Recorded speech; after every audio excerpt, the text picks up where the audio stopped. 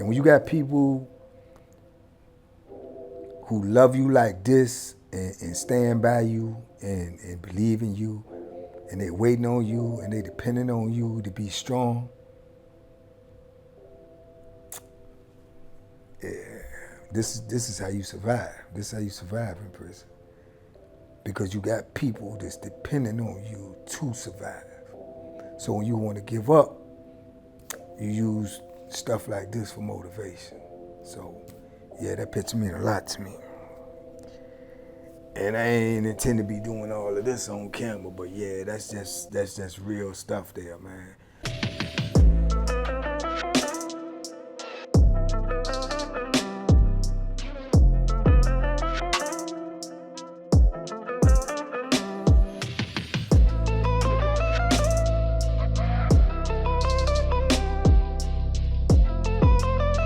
Banky, what's going on with you?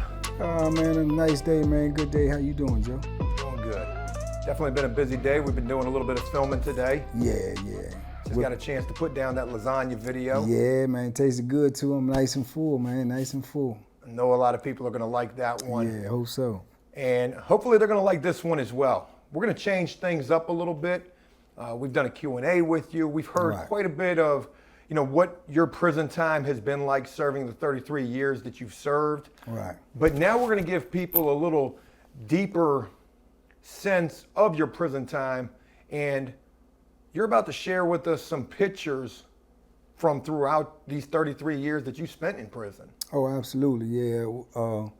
During the time I spent in prison, man, I accumulated a whole lot of pictures, and each one of them, brings a different feeling to me, because I can look at the picture and I can just remember a moment, or I can remember that time when I took the picture. So, yeah, I got tons of pictures, and each one of them, I just can vividly remember them when I look at them. I could just pick one up and look at it, and I can go back to that time, that moment in time, and it'll bring me some type of memory, good, bad, or indifferent, So, yeah, I got tons of them. How important is it to have pictures while serving time? Oh, I think it's very important, man, because it keeps you grounded. Because when you're doing time and you're going through the things you're going through in there, you could be going through so many different ups and downs of emotion, You could feel this way one day, man, on a total high, and tomorrow you could be in the dumps.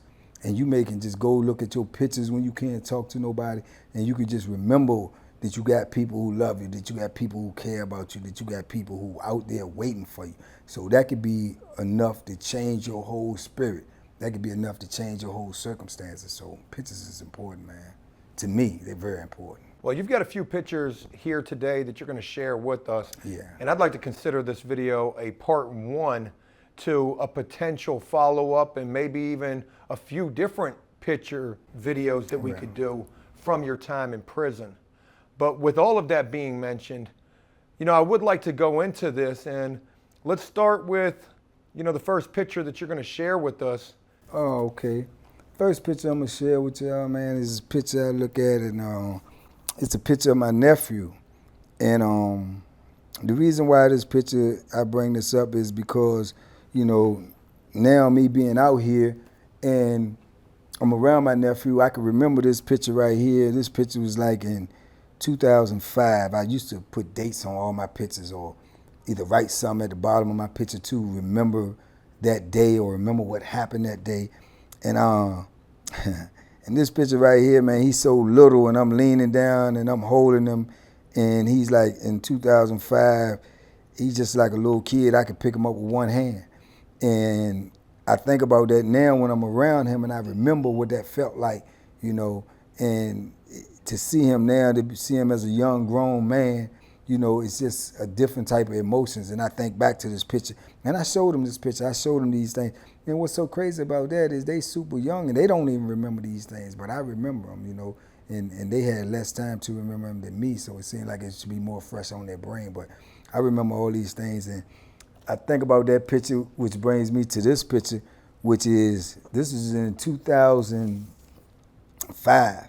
And where were you at in that picture? And this in 2005, I was on Greensville. And, my sister tried to bring him up there to see me as much as she could. So, I used to see a lot of my nieces and nephews and stuff when I was in there, and I appreciated that, you know, that my sisters and them took time to bring them to me, to keep me, to be inclusive in their life, even though I was in the situation that I was in. So that meant a lot to me because that helped them grow up with me. So now that I'm out here and I actually live with two of my nieces, and you know, I see my nephew almost all the time. So when I'm around them, it's easy for them to adapt to me because they more or less knew me from the time they was young until the time they are now, like young adults. So that was a beautiful thing, and I appreciate my sisters them for loving me that much to have me in their life. So that meant a lot to me. But this is like 2005 with my nephew, man, and this is 2016 with my nephew, you know. Just a couple of years before I just got out just now, and he's just taller than me, you know. And like I said in that picture right there, I'm leaning over holding him. He probably weighed 40 pounds. It's 2016, he's taller than me, you know what I'm saying? So that's just the difference you go through in prison, and you see these drastic changes and stuff. And then if you don't see a child for a couple of years, you know, they can go from here to way up here. So it's just amazing transition to see things like this. And I use pictures like these to keep me grounded, to keep me, you know what I'm saying, understanding like what life is really all about. And what life is really all about is your family and the people who love you and the people you love. That's what it's all about. Everything else we doing is just, you know, it's just killing time. But life is about your family and the love you have for your family and the moments you make and the things you share with them. That's what life is about, to me, anyway, you know, so. Where were you at in 2016 in this picture? In 2016, I was in the same place that I made parole from. I was in Nottoway.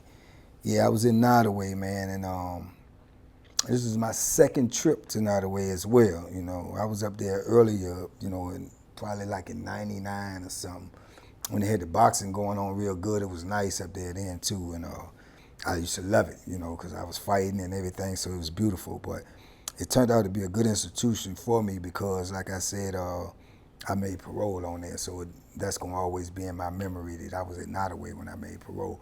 And when you're trying to make parole and you waiting all them years and you keep getting no's and no's and no's, you always think in your mind what it's going to be like when you make it, or where you're going to be at if you make it, or what. And it just happened to be on Nottoway. So yeah, so Nottoway is where I was during that time. And yeah, I look at this picture right here. It brings a ton of emotion to me, man. This is 2003, and it's a picture with me and my daughter, and I hadn't seen my daughter in probably, man, it might have been 8 to 10 years. You know, it might have been 8 to 10 years prior to this. So this picture right here was very emotional for me, man. My wife, or my ex-wife now, but my wife at the time had went and got my daughter and just brought her up there to me and surprised me. And it was a very emotional day, a very emotional visit, because I hadn't seen her, and it was just unexpected. It just was one of the greatest surprises I had, you know, especially in the condition that I was in. And I just walked in there, and I'm walking up to the table where my wife was, and then I sat down and I was talking to her for a minute, and she was looking all strange, and I was wondering what was going on. And she was looking behind me, and I turned around, and my daughter was just standing right behind me, man. So yeah, that was an amazing time, man. So we had a wonderful visit, man, and we reconnected and started building on our relationship. So yeah, this is a very sentimental picture right here to me. And I remember these days like it was yesterday. You were on Greensville as well in that picture? Yeah, I was on Greensville. I was on Greensville more than I was anywhere doing this incarceration. I was on Greensville 3 times. I was on there one time, and I left in the mid-90s, maybe 98. I came back again and was on there in the 2000s, maybe left in like 2008. And I did my re-entry at Greensville. So I was on Greensville a lot, more than anywhere else I've been in the whole time I was incarcerated. I was on Greensville. So I'm kind of, you know, got that, you know, sentimental there too, because I left and went home from there. So yeah, it got a lot of memories with me in Greensville, a whole lot of memories. Good, bad, and ugly, but it's a lot of memories. Now this picture right here is this is an old picture too, man. This is a picture of me and my ex-wife, and this picture is laminated on a card. And the reason why this picture is funny because like during my incarceration, man, me and my ex-wife, we was together on again, off again, or whatnot. And this was the time we had just got back together. So this picture, I remember this picture, and I laminated this picture, but I laminated it and put it on a card because back then, you know, if you get a little money or something, you had some cash money or something in prison, that was like, you know, double the price. You got $50, it's probably worth $100 in prison if you got it in cash. So, and, you know, I used to try to get me cash money all the time, but it was hard to hide. You know, you just wanted to have it in case you had to get some or buy some or need some. You know, you had double the money right there. So I used to take my cash money and hide it in between one of these cards and laminate it up and put a picture on it. And most of the time when they look for your stuff, they were not going there. So this is one of my hiding places as well. So that's why this picture right here sticks out to me, man. But them was the good old days. I can't hide no money now. I need it all, so I got to use it. Can't hide it. I want to jump in here and say something as well. You know, when I saw that picture prior to filming this video, I was laughing about it because it was laminated, and you know, that's not, at least from my experience, why you're taping up pictures in prison. You know, those are, or the reason that's done is to take those in the shower. Oh yeah. Dudes do that too. And I imagine that, you know, that's something, just like you say, they were doing that there too. But if a guard runs across that picture and he sees it all taped up like that, right, he's probably just going to assume the same thing. Absolutely. That a guy's just taking that in the shower with him. Yeah. And, you know, hell, that's a hell of a hiding spot right there. Hell of a hiding spot. And you also have to, you know, you have to take in consideration too that, you know, I mean, sad, but it's true. I mean, most of them, they super lazy. They super lazy. If they got to untape that and do all that, they rather not. You know what I'm saying? So they would have to, for them to go through the extremes to do all of that, they would have to have had somebody who told them something was in here. Other than that, their laziness alone make them overlook that. So that's what made that a good hiding spot. But, you know, like I say, maybe I told you I might have to open this up and make sure it ain't got no money in it, you know. So might have to check that later on and see what's going on, right? Wow. Yeah, this picture right here. It's a lot of memories with this picture too, man, because this is the single most important person to me in my life. You know, this is my mother.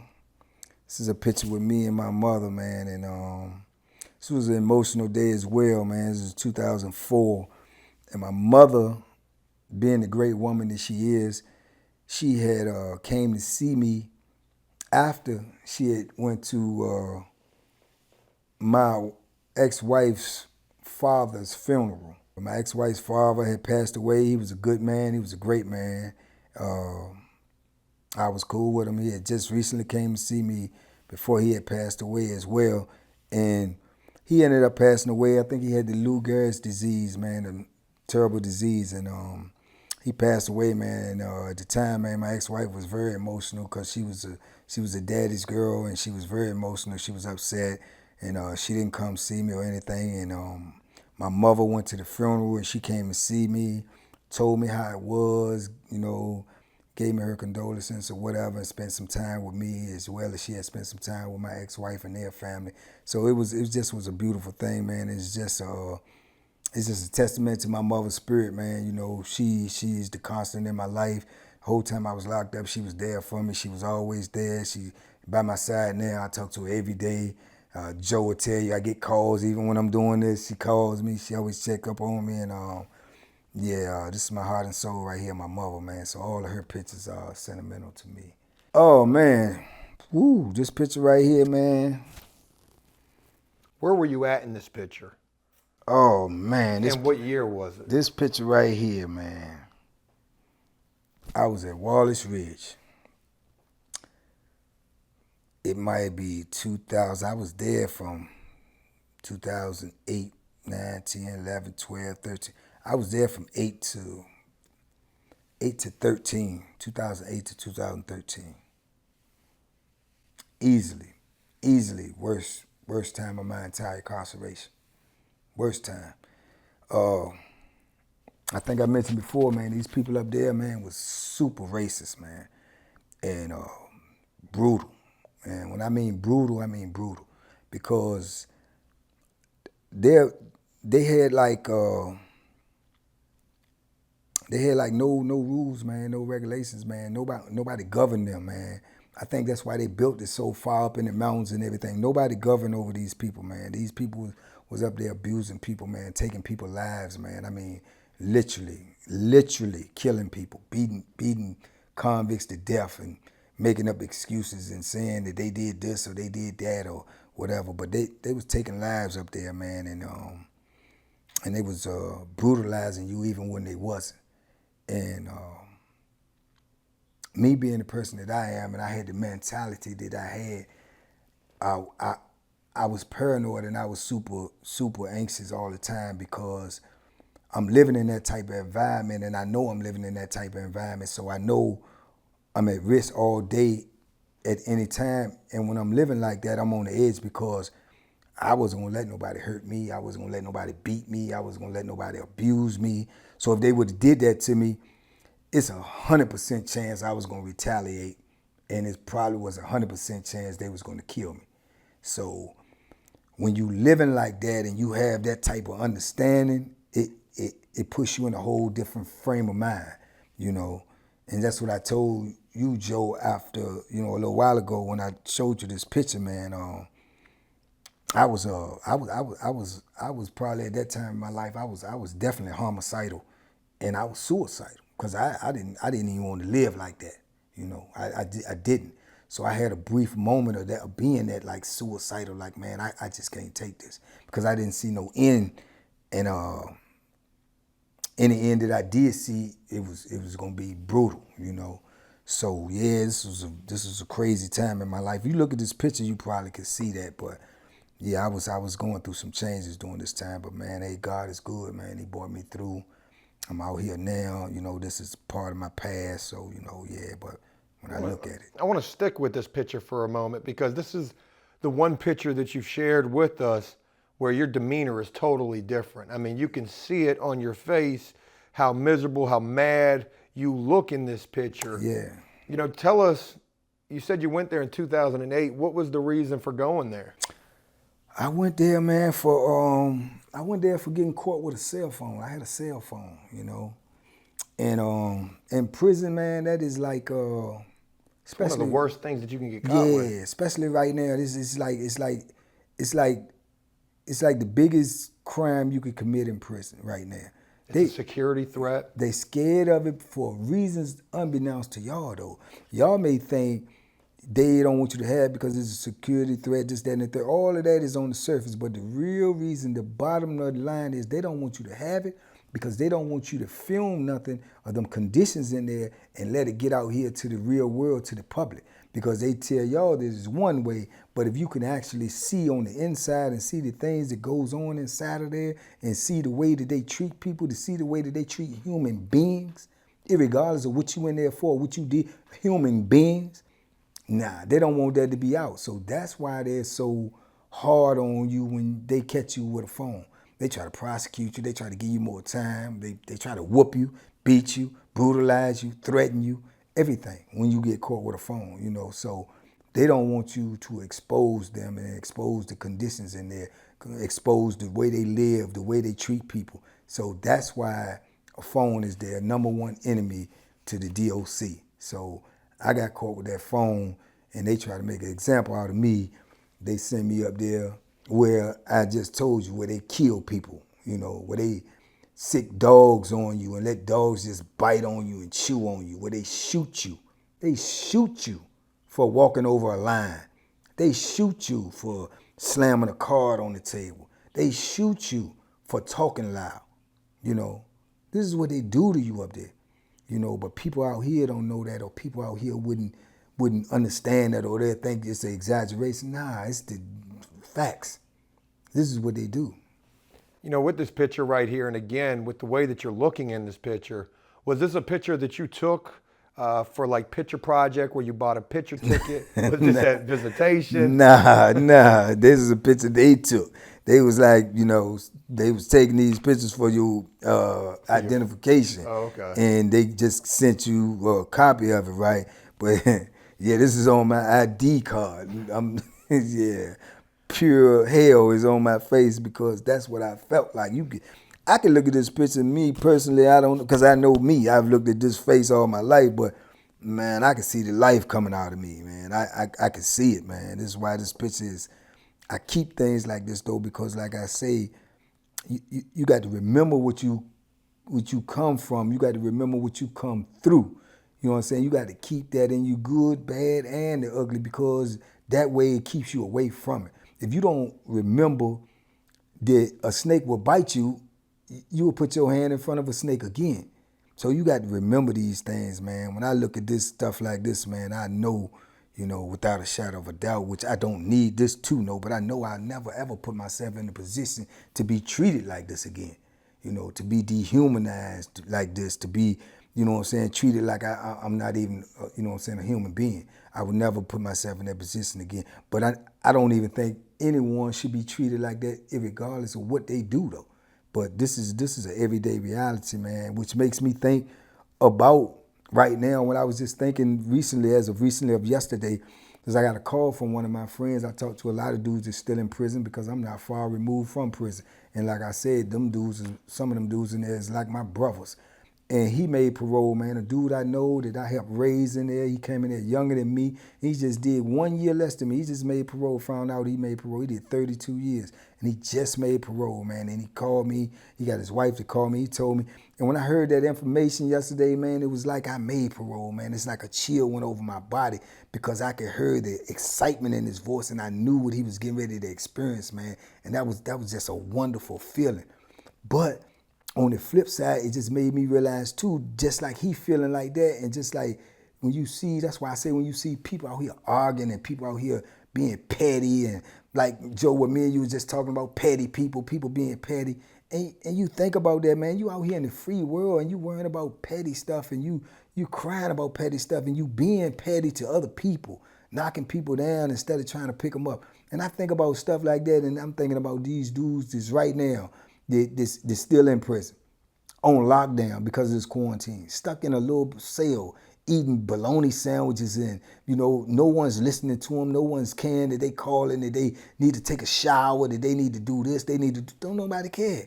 And they in there all day, every day. This is how people is actually living. And you got people out here complaining about foolishness. These people fighting for their life. I think about things like that when I'm out here and I want to complain, or I want to say, well, I ain't got no money, or I ain't got, okay, all right, I'm going to get some, I'm going to be all right, I'm going to just keep on pushing forward. But I ain't going to sit around and whine and cry when I know what people going through way worse than me. Way worse than me. When one of them dudes call me and I get on that phone and I talk to them, they telling me, man, look, bank this, look, bank that. I'm like, wow. And it just takes me right back. So I know it ain't no room out here for me to complain. Ain't no room for me to cry, man. I just got to keep pushing because these dudes is pushing to trying to get out there every day, man. And they living way, way worse than you. So when you out here and you complaining about some foolishness, just start thinking about them people that's in a cage and they ain't got no room to complain, and ain't nobody going to listen even if they do. So just keep it pushing, man, and make the best out of every one of your days, man, and realize that you blessed, man. If you out here, you blessed. Trust me. Banky, we're down to the final picture that you're going to share with us here. Yeah. And this is definitely a very important picture to you. Super important, man. Super important. It's probably the single most important picture that I have. Wow, this picture's from like 1987, man. It's like 1987, man. It's a picture from my oldest sister. And wow. It's my oldest sister and my niece, man. And she sent me this picture, man, when I first got incarcerated. And yeah, she wrote a lot of it on the back. And you carried that picture with you throughout the entire 33 years. Yeah, I did. Yeah, this picture right here gonna make me emotional, man, when I start talking about it. So I don't even know if I can even talk about it now, because I can feel this junk coming on. But yeah, yeah, man, this picture of my sister, man, and she sent me this when I first got locked up, man, and she wrote some stuff on the back, man, and she was just telling me, man, that she loved me and she was gonna be there for me. She was gonna be with me and my niece, and that no matter how long I was locked up, man, she was gonna always be there for me, and she was gonna love me, and I was gonna that I was gonna make it through.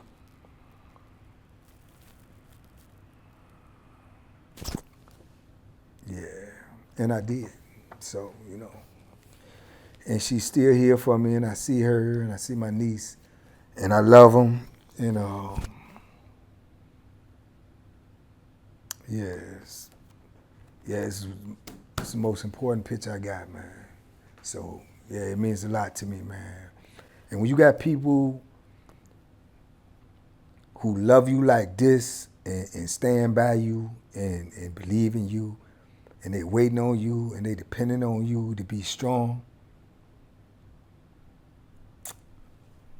yeah, this is how you survive. This is how you survive in prison. Because you got people that's depending on you to survive.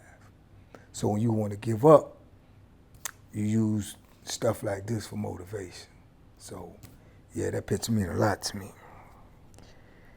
And I ain't intend to be doing all of this on camera, but yeah, that's just real stuff there, man. So yeah, that's my sister, man. That's my heart and my soul, and I love her. And she helped me get through that situation, man, which was a hard situation, but I got through it, and I'm gonna be all right. And it's people like that that made sure that I'm gonna be all right. So you should stop and thank the people around you that love you, man, because it's that love that's gonna get you through when times it's hard, because everything else is BS. Everything else is BS. So if you out there and you arguing and you fussing at your sister, your siblings, your mother, the people in your, cut it out, man. Cut it out, because when times is bad, them gonna be the same people you're gonna be leaning on. They're gonna be the same people that you're gonna be entrusting. They're gonna be the same people that's gonna help you get through it. So cut it out, man. Stop being petty, man. Stop being petty, man. If you mad at your sister, go tell her you love her. You mad at your brother, go tell him you love her. Put it behind you. It ain't even worth it. You got one life and you don't even know how long you're gonna be here. You're gonna waste it being mad over petty stuff? Nah, man. I love my family. Through the good, the bad, or whatever, I love mine. If it wasn't for them, I wouldn't even be here. So yeah. That's an important picture to me, man. All these pictures are important, but that picture, as you can see, brings out a lot of emotions in me, man. And that's just real. I'm just blessed to have these type of people in my life, man. Because it could have been a lot worse, and I know a lot of people who got abandoned while they was locked up and have nobody. Those are the type of people that y'all don't even want out here, because they in there and they ain't got nothing to lose, and they acting like animals because they being treated like animals, and then society that made people that love them think that they animals and just abandon them. So those are the type of people that gonna come back out here one day. They're gonna be out here one day, sooner or later. But they have a whole different mentality because don't nobody showing them no love. How you gonna not love somebody that's in your family? How you gonna not love somebody just because of what somebody else say?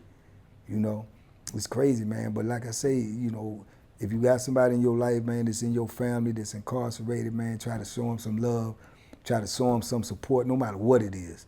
Even if it ain't nothing but a card, because it means a lot to a person locked up. It can mean the difference between them surviving their sentence and not surviving, between them getting into something that they ain't got no business getting into and them not doing it. So, just show them some love, man. I promise you they'll appreciate it. And you'll never know how far it'll go. So, yeah, I needed my people to make it through that. Trust me, I did. Banky, I want to thank you for taking the time to share these photos with us. Some very powerful, very raw emotion that comes out of you, evident just, seeing you relive these pictures. And I'm very grateful to get the opportunity to be able to share these pictures, have you share these pictures with us. I appreciate you for doing so. I know the viewers appreciate that as well. And as we wrap this up, I just want to say it's a real pleasure getting this opportunity to work with you, to learn so much about you and your story, and to be able to see just how motivated you are with this new lease on life to really try to make the very most of that. Absolutely, man. I appreciate it, man. And like I say, I understand, man. I understand. You know, life ain't nothing but a one-shot deal, man. You don't get no you don't get no do-overs. You know, the same thing I asked you today. How many people you know live twice? You know, it ain't nobody. So you got to make the best of what you got, man. Don't spend time worrying about stuff you can't change, man. I just keep pushing forward, man. So everybody out there who support me, man. Everybody out there who got a kind word to say, much love to you. Everybody out there don't like me, ain't got no kind words for me, much love to you too, you know. So that's just how I'm living, man. I'm just trying to live and be happy and enjoy life, man, you know, because it's short. Here today, gone tomorrow. So while I'm here, I'm just going to try to have a little fun, man, and make some good memories. I had enough bad ones. I'm trying to make some good ones, man. So thank y'all, man. I appreciate y'all, man, and I'll see you the next time.